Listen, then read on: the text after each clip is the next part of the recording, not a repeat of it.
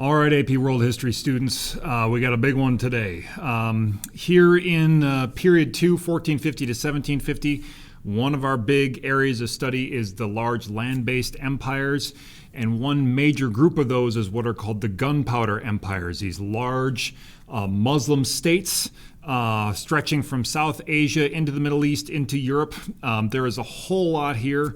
More than we could really do full justice to, and I apologize about that. So what we're going to sort of do instead is I'm going to give Cliff Notes versions here, give you a couple key details on all of these, enough to help you make educated guesses and help you understand where to take these. So we're just going to sort of go in and do our helicopter view here of the Gunpowder Empires, looking at how the Islamic world continued to flourish in and through the early modern period.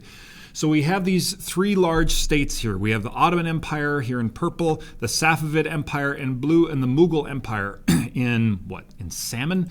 When we look at these three, they are distinct. They're unique from each other, but we also can kind of lump them together. All right. Not only are they land-based empires, they're not maritime empires, they're land-based, but beyond that, we'd say they all kind of came out of this ending period of the Mongol Khanates, right? They sort of, as the Mongol Khanates were in decline, they all took advantage using their military prowess. All of them were originally Turkic, sort of in who the people groups were who sort of like established these states.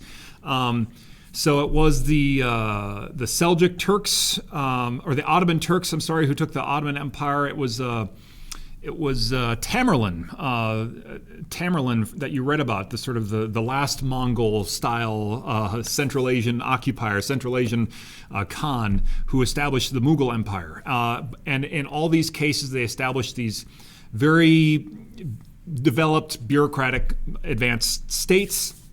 And all of them kind of have syncretic elements where they sort of blend with local customs. They sort of, there's a South Asian flavor or a Central Asian flavor or an Arabic or European, Southern European flavor to these, right? So they're all going to sort of blend that, but also sort of carrying the torch of Islamic power. So the Ottoman Empire is the most important of these, because it's the largest and longest lasting and most powerful. And you can see by long lasting, I mean, this state lasts an incredibly long time in world historical terms, from the 1300s until the end of World War I. It is Muslim, it's Sunni Muslim, right? That's good to help distinguish it from the Safavid Empire. It's at this nexus point where Europe meets Asia. And culturally, that's a big key part of understanding the Ottoman Empire, right? It has European components, and they jockeyed for power with Europe. It certainly has Asian/Middle Eastern components, and they are a major player in that part of the world. And their expansion is formidable, like you see here. Really, that has to do with the being early adopters, so to speak, of gunpowder technologies and cannon, and being willing to kind of reimagine their military power that way. And they have a formidable military. We'll learn about their elite warriors here in just a bit. Okay, so let's talk about that expansion. A couple names we sort of consider with this expansion, or a couple, in these land-based empires, like we did with Russia, it's always helpful to have a name or two that we can drop in and have something we can say about them. So Mehmet the Conqueror is most famous for conquering Constantinople. All right, so for finally, the Constantinople is really the last vestige, the last thing that was left of the Byzantine Empire. And it was its walls that had sort of kept it protected forever and ever. It was like these sort of triple reinforced walls. Well, Mehmet the Conqueror now has cannon, right? And it's like we're now into the 15th century, and walls ain't what they used to be, right? And gunpowder technology is changing warfare. And so in Europe, there was no longer the sort of long declining, stagnant Byzantine Empire that was not, seen as a threat to the powers of Central and Western Europe. Now there is this ascendant Ottoman Empire that has sort of conquered huge stretches of the world, and they have direct access to the riches of the Indian Ocean and the Far East, and they are certainly militarily powerful and potent here. And they would pose a threat to Europe as well. Like there would be, they got nearly to Vienna. Vienna is always this interesting. It's like right there in the center of Europe, and it's sort of like where the Mongols almost got to. It's where the Ottomans almost got to. But a land battle at Vienna, a naval battle at Lepanto, which is in the Mediterranean, sort of carved out the contours or the limits of Ottoman expansion. But like we saw in our last map, they made it. I mean, this is like, there's Lepanto, there's Vienna. Like their expansion into Europe was significant. Most of Southeastern Europe, the Balkans, modern day nations like Hungary, Romania, Bulgaria, those places were controlled by the Ottomans. The height of the Ottoman Empire, really at its peak, we point to not Mehmet the Conqueror, but Suleiman. Suleiman the Magnificent, that's the title right there, Suleiman the Magnificent. This is probably in his rule, 1520 to 1566. He's probably the most powerful, wealthiest ruler in the world during this period of time. So he's like, you can see rule all the way from the Persian Gulf well into Central Europe. Huge chunks of the Mediterranean coast are controlled by him. North Africa controlling all that trade coming out of, from the Trans-Saharan network to the Silk Road. I mean, he's like, and the Indian Ocean Trade Network, he's got sort of fingers, or his empire has fingers in all of those. They're able to be middlemen between those places in Europe, and that's partly why Europe is trying to get around all this sort of stuff. Suleiman is seen as certainly he was militarily aggressive, but he's also seen as a religiously and culturally tolerant ruler. All right, so he's Muslim, and he's conspicuously practicing Islam as a legitimizing force, all right, and building mosques, as I'll show you in a second. Maybe the most beautiful mosque I've ever seen is sort of part of his legacy. But also, in Europe, there's a lot of Christians and a lot of Jews, and they continued to be able to live peacefully under the Ottoman Empire as long as they paid this jizya tax. And there is another practice that we'll talk about in a little bit. Suleiman the Magnificent is seen as an example of wise, successful rule of a massive, wealthy, pluralistic empire in this period of time. The Sultanimani Mosque in Istanbul. All right, this is, and you'd say it sort of looks like Hagia Sophia, right? It looks like that sort of that Church of Holy Wisdom, that old Byzantine church. I can't even tell if we can see that in the background here, but I'd say it certainly does look like that. And this is sort of modeled to be like that, but to be able to fit the Hagia Sophia inside it, right? It's just sort of like, I want to be that, right? But that was the Byzantines, and that was Justinian the Great. This is 1,000 years later, and I want bigger is better. All right, so this is this massive mosque that is in today Istanbul. This Ottoman society during this period of time, during the late 15th century and throughout the 16th century, is really at its peak and showing no real signs of decline at all. And again, it's interesting, like they're ruling in the Middle East, North Africa, Southeast Europe, bits of Central Asia. That's a huge, there's so much diversity within that. So there's all kinds of linguistic, ethnic diversity. So it takes a sophisticated empire to be able to rule that. They did. Islam was used as a unifying force and a unifying factor, right? And the Ottomans were able to make Islam, they were able to convert a lot of people, all right? Let's put it that way. Now, in part, you say, it literally paid to be a Muslim. You didn't have to pay this jizya tax. And like it says here, most of the elite social positions and many of the elite government positions were held by Muslims. So it's sort of like if you were just upwardly mobile, usually it was to your advantage to convert. But all kinds of people still didn't. But if you're also saying why was it that in the Islamic Empire they were able to so successfully convert so many to Islam, I'd say, well, the major religion in let's say in Southeast Europe prior to that is Christianity, and there just is not a huge gulf between Christianity and Islam the way there is, for example, between Hinduism and Islam, which we'll get to in a little bit. So Ottoman society, it's multi-ethnic, multi-linguistic, and to an extent it's multi-religious, although Islam really kind of is the dominant force there. Now, this Devsherm system I've never heard the pronunciation. Devsherm? You can see it, so this is what it is. And it's definitely something worth knowing because it's this kind of distinct labor system, we'll call it, or it's like a distinct method of state administration. Devsherm, it means collecting. And what would happen is Christian towns, villages, communities in Western Turkey and Southeast Europe, in the Balkans region, were required to give over some of their boys to the Ottoman state. They were collected. They were sort of culled from Christian communities to become elite members of the Ottoman state and the Ottoman military. And it's sort of weird because, I mean, they're enslaving these boys, and they are certainly removing these boys from their families and from their cultural context and everything else. And so I'm never going to justify that. I'm never going to say it's great that they pulled them away from their families and their culture and all this stuff. The Ottomans would say we're giving them something better. All right, they will become the honored elite within our system and within our state. And the reason why they did this, rather than this sort of like maybe a more typical or natural nobility system, is that these boys, many of them will be castrated. Not all of them, but they do not have family, kin, or clan. They are not a threat to the Sultan. Does that make sense? They're not a threat to the state.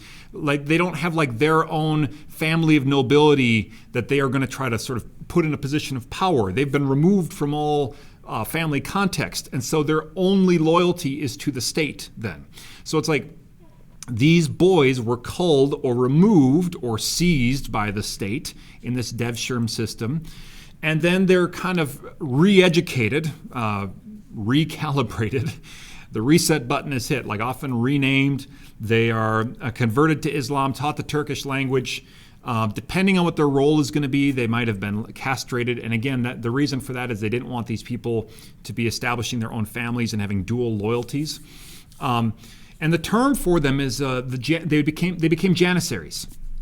And a Janissary might be a elite bureaucrat, sort of on the level of like what maybe a Confucian scholar in Ming China was. But many Janissaries were soldiers. They were the finest they were the best of the best in terms of the soldiers. And they were sort of the personal property of the Sultan, and they were loyal to the Sultan unto death. And it was a weird kind of subclass or subcaste system. Like they weren't allowed to grow beards. They were identifiable by their style of dress and their facial hair. And they were really formidable warriors, these Janissaries. And so again, the Ottomans would say to these communities, these Christian communities, like it's good. This is better for them. They will have a better life and do more honored things with us than they would with you. And in some sense, maybe that's true. In some sense, it's still deeply screwed up. The whole core of Janissaries is an interesting thing, because the problem with the Janissary core was that in the 19th century, and at certain points, they're supposed to be loyal to the death to the Sultan, but what if they weren't? Like at a certain point, they kind of gained self-awareness and they became loyal to themselves as a caste, as a group.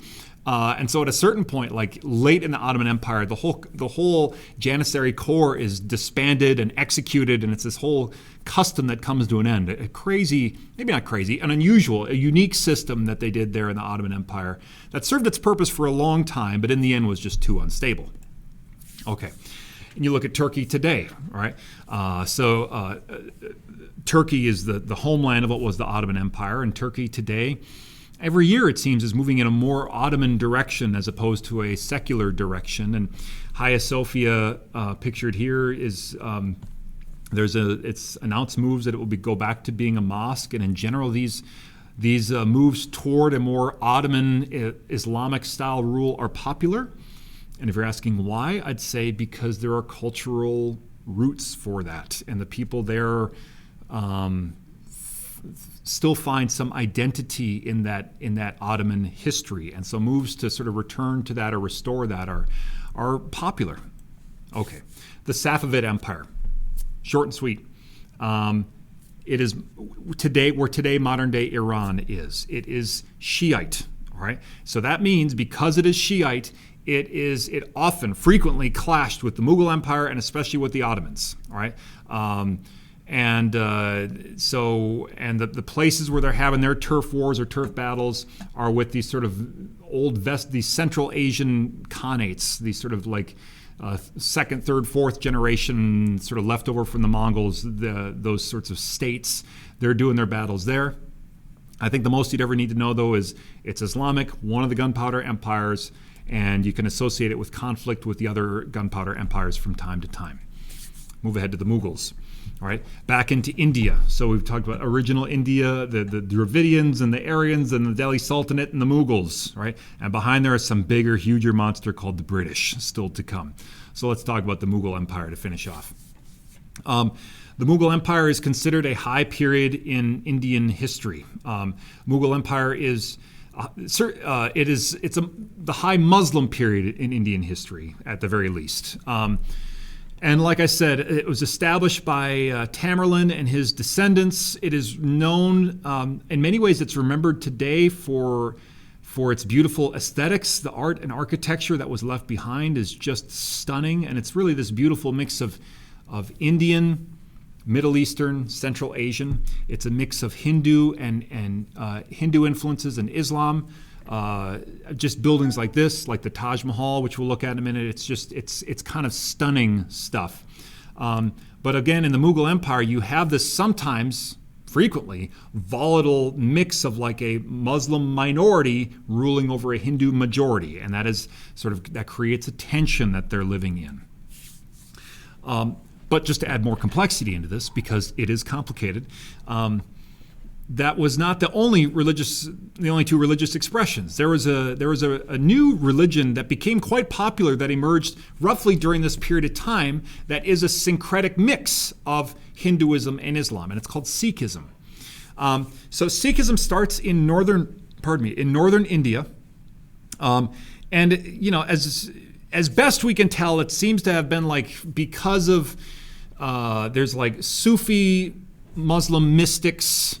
And there's Hinduism is the very old entrenched religious expression, and the sort of the simmering of those two led to a certain guru. I'll talk about him in a second here, who kind of preaches this kind of this hybrid, this syncretic blend of the two. And if you want to know, what do you mean? What got grabbed from each? Well, Sikhism is a monotheistic religion. But at the same time, it's a monotheistic religion that preaches reincarnation. There's sort of meditative aspects toward revelation, meditative aspects to know and understand God. There is a belief, like in Hinduism, that this world and this table and this sweatshirt are all an illusion. They are not real. We must learn to kind of see beyond that, to see the oneness of God beyond it all. Which is very Hindu, but like in Islam, there's a rejection of caste and the caste system. All are equal before God. That's something from Islam. An aesthetically distinct piece is that Sikh men do not cut their hair, and so they'll frequently have long beards, or they'll have a headpiece that they're kind of covering, that they have all their hair in. And so you might see there's a Sikh temple in Bloomington that I drive past every now and again, and we have Sikh folks who live in the United States, many of them. But it's interesting just to note that Sikhism is not. A lot of people sort of associate, or they say that they're Muslims. They're not Muslims. It's like a mixture of Islam and Hinduism. It's its own distinct, different religion. I remember in Wisconsin. This is classic Wisconsin. This is a few years back. There was this awful incident where some ignorant fool went and shot up a Sikh temple. And shouted some stuff about Islamic terrorism, and it's it pays to take AP World History. Then you're not a knucklehead anymore, and you don't sort of make the world a worse place because you sort of understand basic stuff like this. So anyway, may we not be people like that. The world needs more people who sort of grapple with God's story in the world and all its complexity and don't do stuff like that. Anyway, so Sikhism, just to give some background, there is Guru Nanak is sort of known as the founder of Sikhism. Sikhism, interestingly, becomes associated with a lot of warrior culture, and it's kind of a militarized culture, in part because they were a minority. They were a minority that was sort of a persecuted minority, so they were kind of used to fighting back in certain ways. Later on, the British would sort of use the Sikhs as a ally. Hey, you guys are good warriors, and also you sort of it's kind of a divide and conquer thing. You don't like the Hindus, you don't like the Muslims. How about like we be friends with you, and you can fight alongside us? And so many Sikhs sort of fought along with the British Empire much later on.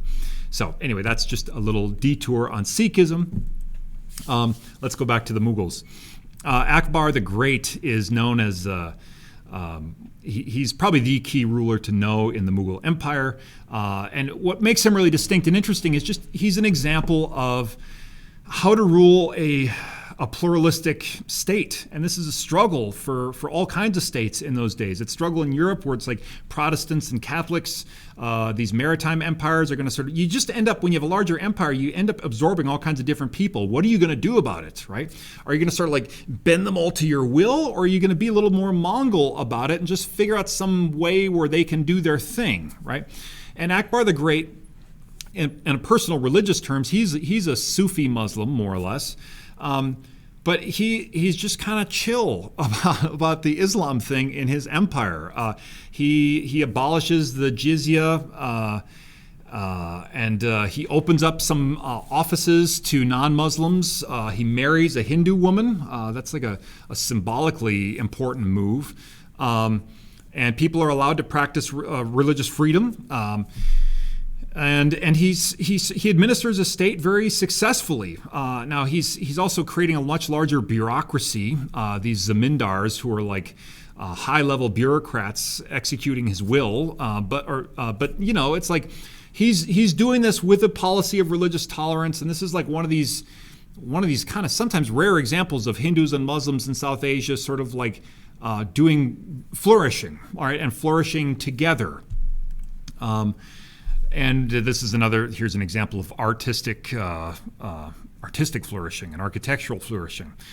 These palaces commissioned by Akbar the Great sort of pulled together all kinds of different cultural elements. The Taj Mahal, who is this is shortly after Akbar the Great. This is a mausoleum to house the wife of a famous Shah, Shah Jahan. So this is just stunningly beautiful. And of course, we note the decoration in script with words, not images, very typically Muslim. And the last one we'll talk about here is Aurangzeb. And Aurangzeb is sort of like our flip side of Akbar, where we say, well, this is an example of not great rule. All right, Aurangzeb is a much more hardline Muslim, and he sort of re-implements jizya, tries to implement Sharia law across the Mughal Empire, which again is primarily Muslim, or pardon me, primarily Hindu, and that just creates a great deal of tension.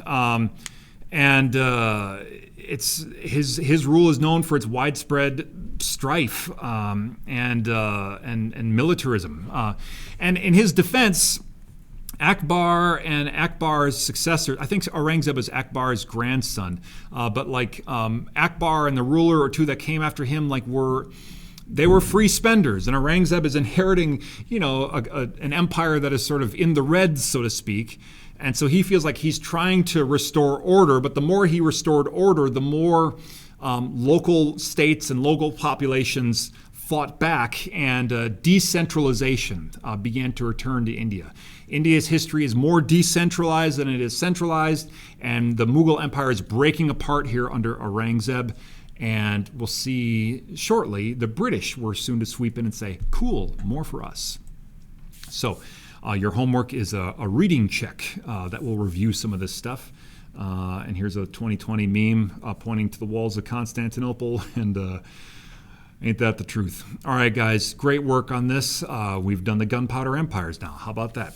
So have a great day, ladies and gentlemen. See ya.